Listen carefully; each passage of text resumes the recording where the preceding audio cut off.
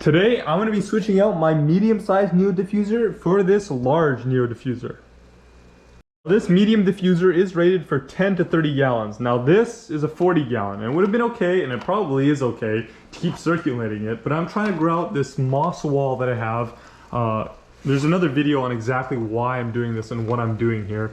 But basically, I need a lot of CO2 in this tank because, well, there's going to be a lot of moss growing in here.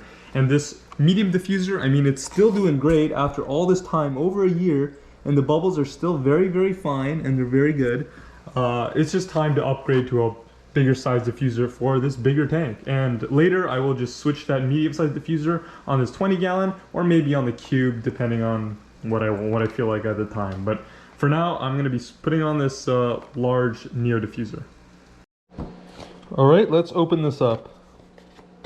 Now, of course, I love Neo products. I just think their diffusers are one of the best. They're very, very well priced, and the disc that comes with it, I think, is very high quality. Now, all it comes with is this diffuser, which is pretty big, and then these little suction cups that I typically don't use, but you definitely could use it. Now, I see right away that there's a little discoloration, a little black along the top here, but I don't think that should be an issue. And what's recommended now is to soak it in water for about 10 minutes up to an hour, as long as you'd like. I'm just going to soak it for 10 to 30 minutes, just so the ceramic disc gets nice and soaked, and then I can go ahead and plug it in where the old one is and just let it bubble.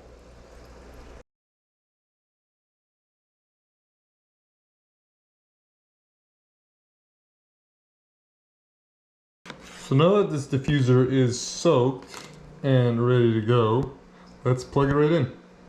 Well, here's the system. Now, it is a bit longer, and this is not exactly the final setup I want, but for now, until my bigger CO2 canister arrives, this is kind of how it's gonna go.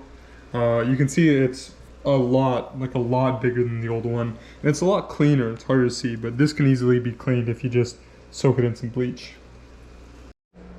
Now, here's just a size comparison of the two. You can see how much bigger that one is, how much more of the ceramic plate there is.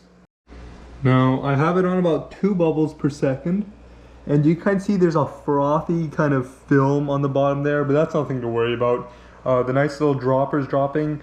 The bubbles are super, super fine, and I'm honestly really impressed. There's some big bubbles coming up. You see the odd one, but over a few days, it should pan out and it should be fine. Nothing to worry about. If you have a few bubbles, your ceramic disc probably isn't broken.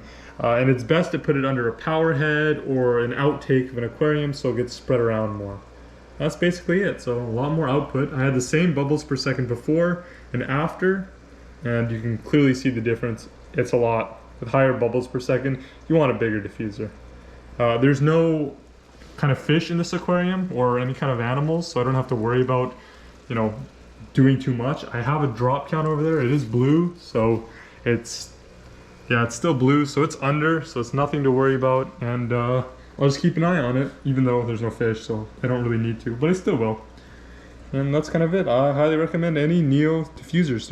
They're all flimsy, so do be careful. Don't be too rough with them. They do break quite easily, but really nothing to worry about. It's a great product.